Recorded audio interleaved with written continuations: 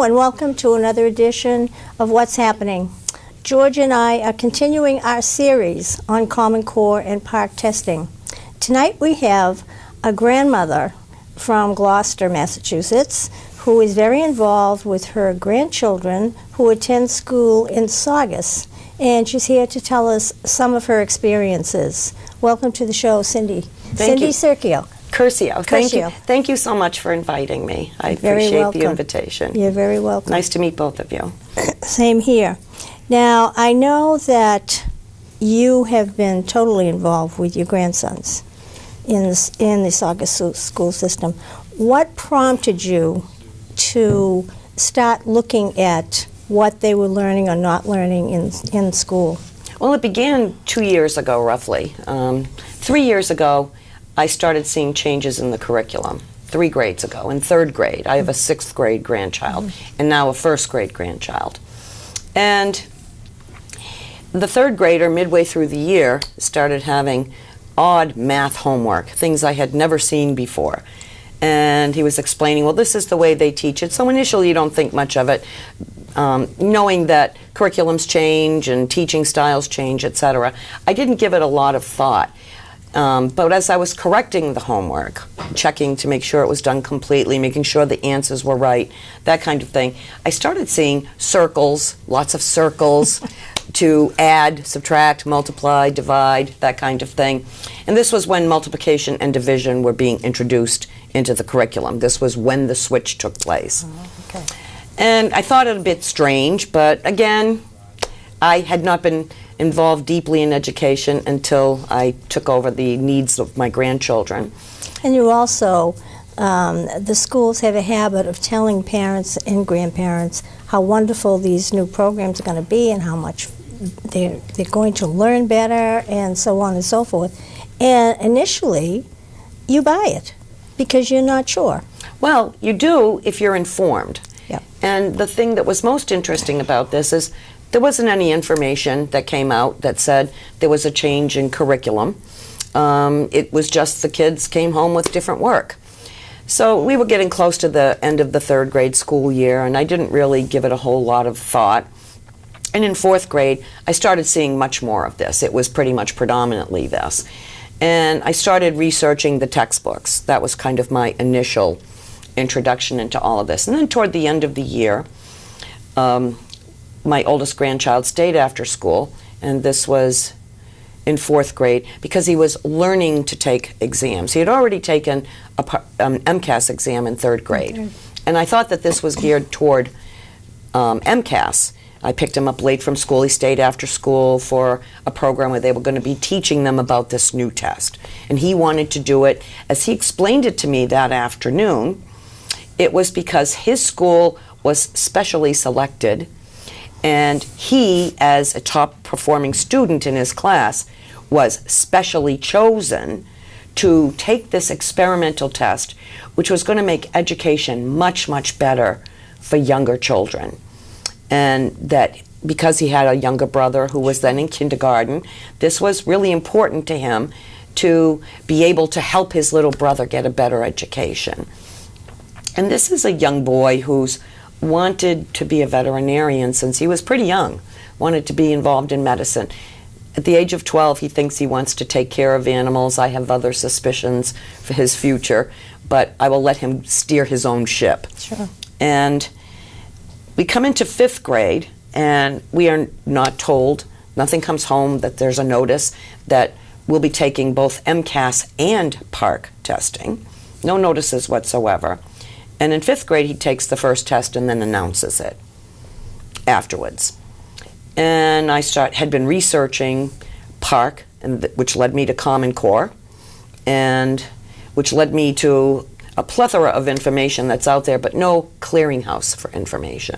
Now, did the school system have any kinds of public forums to allow people to hear and understand what Common Core and PARCC were all about? They did. Okay. And this was in the 5th grade year, after we had already discovered about the test, the first series of tests. So after it had been... After it had already occurred. What was the first test, PARCC or MCAS? It was, first they had an MCAS exam, I believe, and then they had the PARCC test. Okay. And it was after the first PARCC test that I went Did they give you any results as to how they compared between the two tests? We have yet to see results from 2 years ago. We have seen nothing.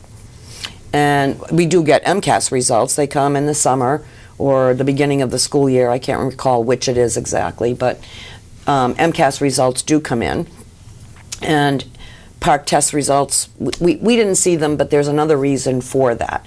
When we discovered the test, I had already been doing some research and did not want my grandchild involved in an experimental test. And I felt it was wrong to provide these kinds of intensive academic tests for kids that were so young in both MCAS and then repeat the same thing doing the PARCC testing. I think there's too much testing and too much teaching to the test. So ultimately we went to the principal and we had his results destroyed. He took a paper test.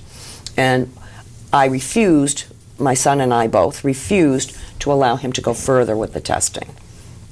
And we didn't meet with any resistance from the principal in a strong way. She said, I'm not so sure that you can do that. And I had already at that point researched that other parents were refusing testing. At that time we were calling it opt-out, but it's no longer called opt-out. It's now called refusal. That's the name given by the Massachusetts Department of Elementary. Well, what was the basic reason for refusing? Just too much testing, or? It was a test that wasn't proven. It was a test with no track record. It was an experiment. It was connected. Well, what was going to be the results of doing something on the test, good, bad, or indifferent? And I'm not sure I understand your question. They're going to take a PARCC test. They get a result. You score 85 out of some score, out of 100. What are they going to do with that number or that result now that they've got it? Well, it was my understanding at the beginning that PARCC was going to replace MCAS, and of course that's somewhat been confirmed at this point.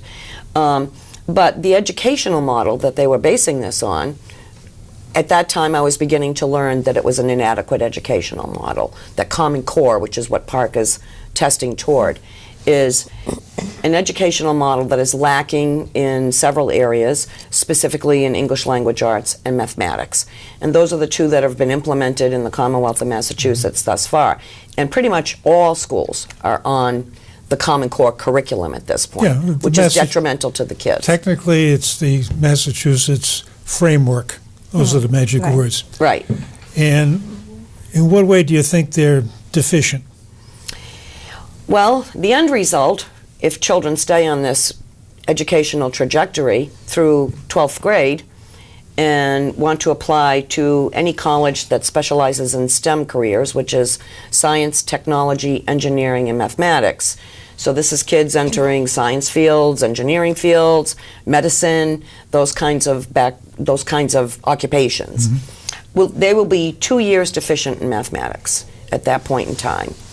For the children, from the ELA, English Language Arts point of view, the children will be not instructed in literature the way I did growing up, the way my grandchildren's father was educated growing up, classics and literature, drama, poetry. A lot of these things will be eliminated for more modern literature, more multicultural in some respects. Not that I object to the multicultural aspect, but there are key brain activities that occur with children when they're learning, you know, like Greek mythology or those kinds of things. And there are historical connections. It's kind of a bigger picture. English language arts isn't just about punctuation and parsing sentences. There's a lot more that happens with the brain and also across the educational spectrum with these kinds of things. And these are going to be missing from the curriculum, the Common Core curriculum. The testing that takes place in ELA, to further answer your question about what's different about it, this is all geared more toward technical English language. So when my grandson, who's now in 6th grade, is doing math homework, he'll be given something that doesn't even really measure up to being an equation and be asked to solve it. In his head, he can solve it instantaneously with one variable. But when he has to solve it on paper and show his work, he is instructed to solve it in 4 steps.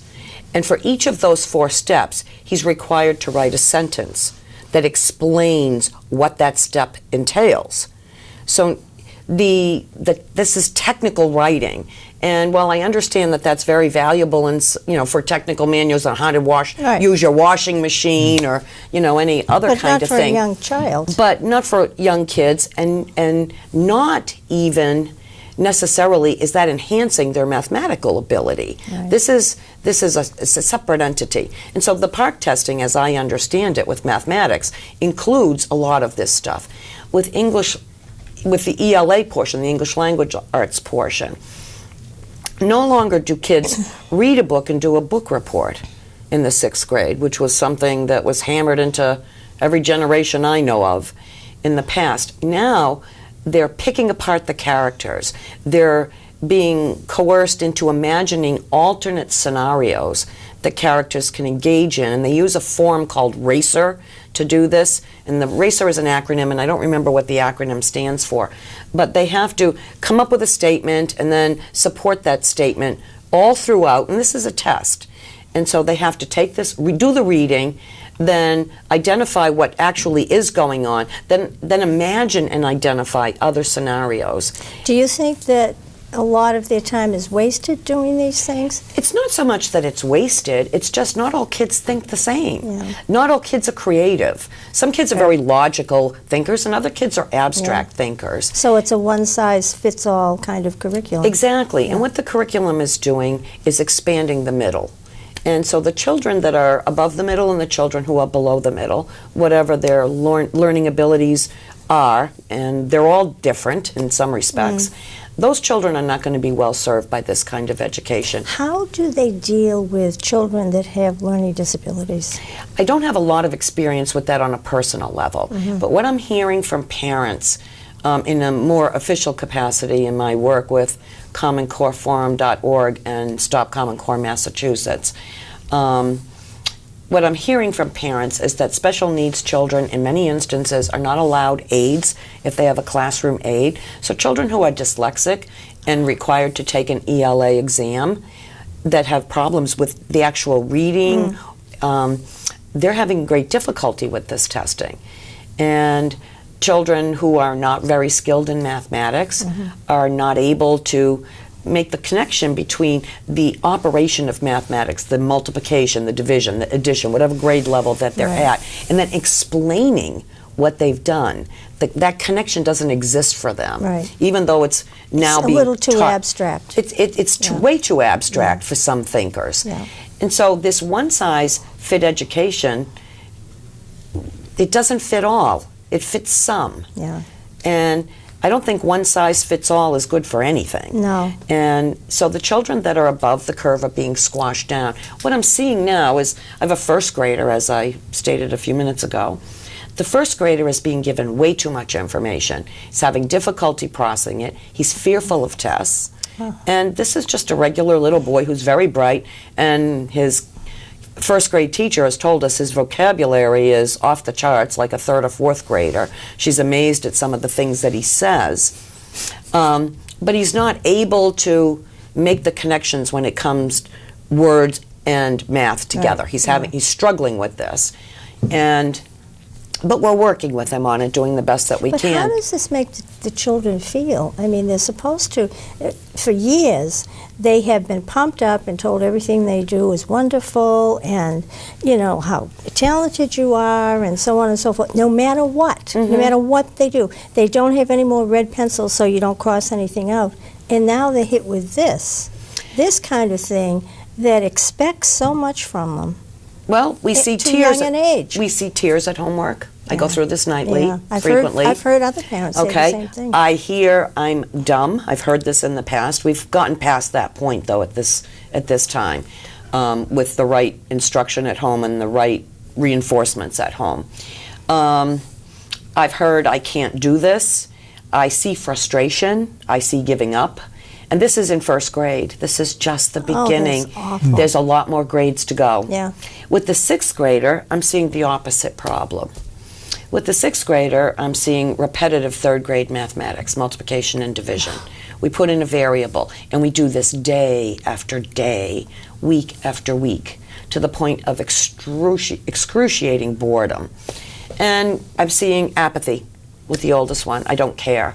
This is a boy who in the 5th grade MCAS exam got one question wrong. One. And it's tragic when you take a kid that has the ability to achieve almost a perfect score, and you take away his enthusiasm for his favorite subject and diminish it and make it repetitive and boring. He's lost his enthusiasm for school completely, and is at the point where he has begged me to homeschool him or put him in a private school where they don't teach this way. And that's interesting. I think there are an awful lot of parents out there who are experiencing the same thing and are afraid to come forward. They're afraid because they fear that something will happen to their child in school, whether it be teachers, principals, other kids, teasing. I mean, just so the parents themselves are afraid. They're afraid of what their neighbors are going to say, and they're afraid of criticism, which is unfortunate because here you have this very brave grandma here who's telling us all the terrible things that are happening. So pay attention. Please pay attention and please help out. I think that taking that first step is a leap of faith, at least it was for me, to go in and say, this is wrong and we're not going to participate. The child is going to be exempted from this. But unfortunately, it's the entire curriculum now. Yeah. It's through the whole school system. It's through all the grades. Initially, when I first got involved, it was refusing a test. And the curriculum wasn't as rock solid as it is, but now it's all the way through. Yeah. And the thing you're going to start fighting, though, is the catch-22, that if you want to do something different, to graduate, still have to pass the MCAS or still have to pass the PARCC. That's right. So no matter how you do it, you're forced back into the system if you want to go on to college or any other institution. Mm-hmm. So at this stage of the game, how do we get around that catch-22? How do we get to a system where you can say, like, do homeschooling or go to a private school, a parochial school that does something different, like a Montessori school that does something different? Right. In my perfect world, there'd be no MCAS and there'd be no PARCC. Teachers would just continue to evaluate their students. Teachers would give, a math test on Friday, a spelling test on Tuesday, whatever the case would be. And we would let teachers teach the children. Teachers, by and large, are a pretty astute lot of people. I know a lot of teachers in varying grades throughout different communities, etc. And the one thing that I've found about them is they tune into the kids really quickly. The first month is kind of a get to know you, and when the kids first enter school, at least in the past, it was, we'll review everything you did in 2nd grade if you're in 3rd grade, or 5th grade if you're in 6th grade. And the first month was about review, having an opportunity to assess what the students' skills were. Well, I think part of the problem with that is years ago they started testing teachers, and they found that a lot of the teachers coming out of teachers' colleges were not up to par. So unfortunately, some of the children would go to school, and one year you might have a really good teacher, or you might have a really bad teacher, and then you go to the next grade, and whatever kind of teacher they had before, if it was a bad teacher, this teacher couldn't make up for a whole year that was almost wasted because of the poor teaching.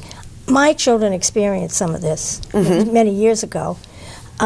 So I think what happens is you have to find an alternative. And with Common Core, there are very few alternatives because Common Core is in the parochial schools, some of it is in the private schools, and homeschooling, I know more and more people are turning to homeschooling. And I'm not sure what the testing criteria is for homeschoolers. Well, there are certificates of completion. I had looked at a few different homeschooling programs, and there was one that I haven't done an in-depth study of it because I'm optimistic that somewhere along the line we're going to straighten this out pretty quickly, and we will supplement our grandchildren wherever possible. Yeah. As grandparents, and also my son as their father.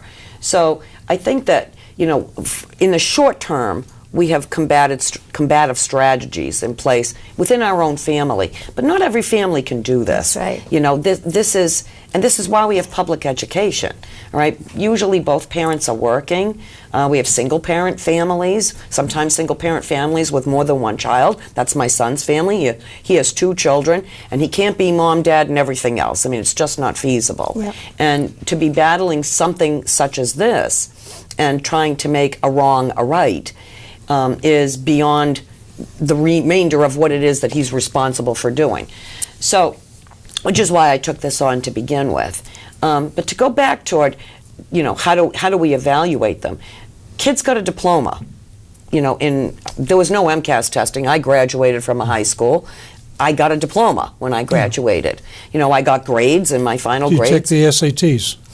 Right. And, we took the So now SAT. we get to the real crux of the problem, in that you don't want to get to your son, daughter, grandson, taking the SAT and find out, oh, he didn't learn that. He did miserable on it. Get great scores in school, Yep. but the SATs say, didn't make it. You didn't get exposed to the right stuff. So you want to find out early on. So from a taxpayer's point of view and a parent's point of view, you want to have standardized testing early and often, because hopefully you can use the results of that testing to correct any shortcomings.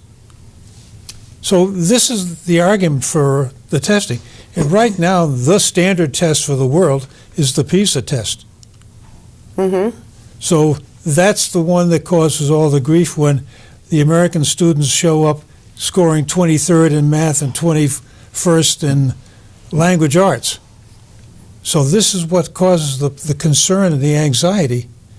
And maybe PARCC's the right one, maybe it's not. Maybe Common Core is a better set of frameworks than what MCAS drove the system to. So Well, how do you get out of this game? How do you get to some point? well, I don't know that I have the solution for that. I mean, I don't. Well, you have to, your main objective now is to get your grandsons a good education. Yeah. That has to Absolutely. be your total focus. That's no right. matter how you have to do it. And whether it's staying in the system and trying to fight it. I was there many years ago. I had to get out because I could see it was not going to change in my children's lifetime. Well, that's the real problem. The system has got so much inertia. Yep. And I got 2 granddaughters that are one's already graduated from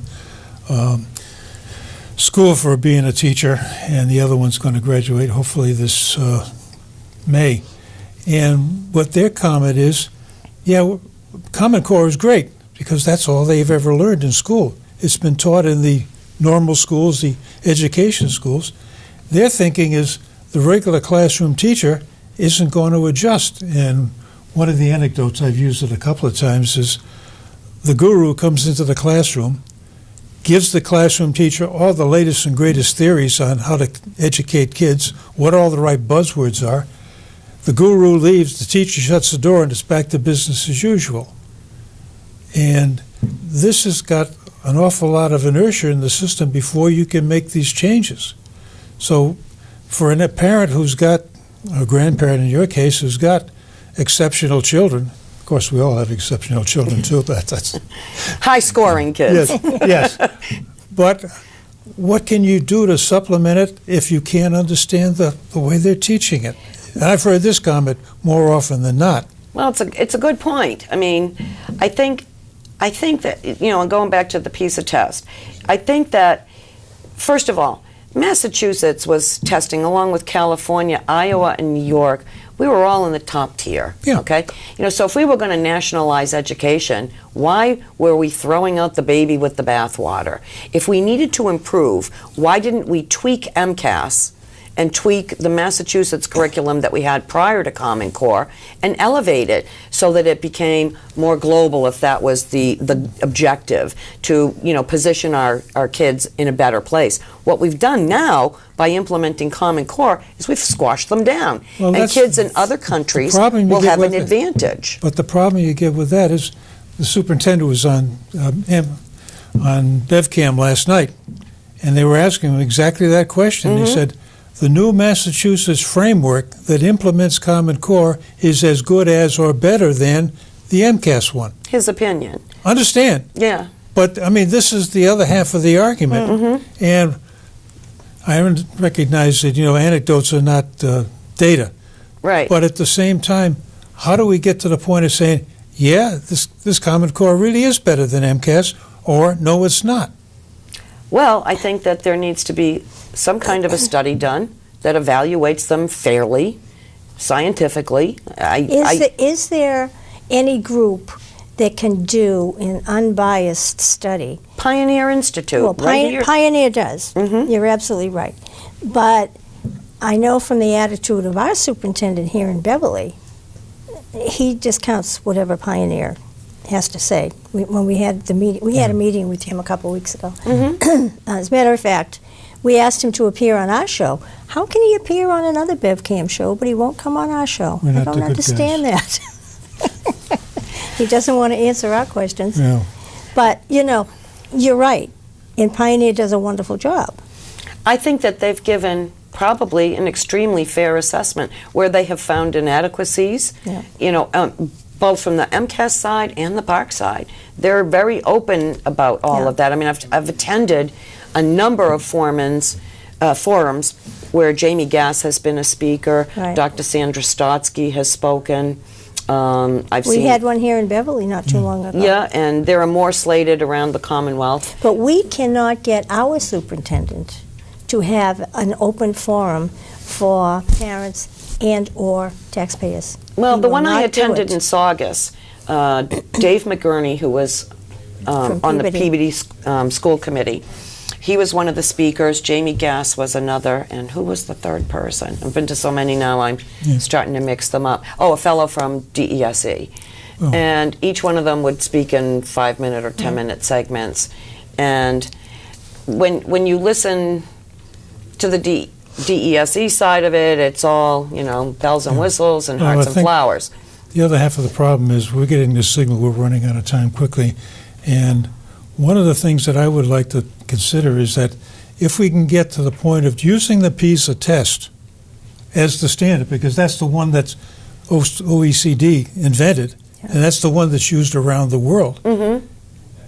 That is a test where you write paragraphs.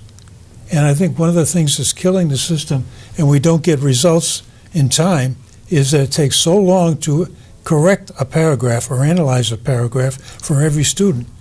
I think the savior is when IBM's Watson can quit playing Jeopardy and start doing something useful. This might be a approach. But between now and then, I think the kids are going to have a rough time riding this road to wherever. They're already having a rough time. I mean, I'm seeing it, I'm reading it from parents. And you hear about it too, and as you said, your grandson was getting frustrated. I think children must be getting depressed by thinking that they are doing so well, and then they go and take the test, and they're not doing so well. That can't be the modus operandi anymore, that you've got to build self-esteem. Yeah, exactly. You've got to earn it, you've got to learn it, but you can't create it artificially. As you said, we're running out of time, we're almost out of time, so I want to thank you, Cindy, for coming on the show, and we would love to have you come and do another segment. I'd be happy to do that. And you have our famous cup that you can take with you. Oh, thank you. Souvenir of the ball game, yes. There we go. I want to thank you all for watching. We will continue with our Common Core series, and we will continue to have interesting guests like Cindy, and hopefully something good will come out of this. Thank you, and stay tuned for our next segment. Good night.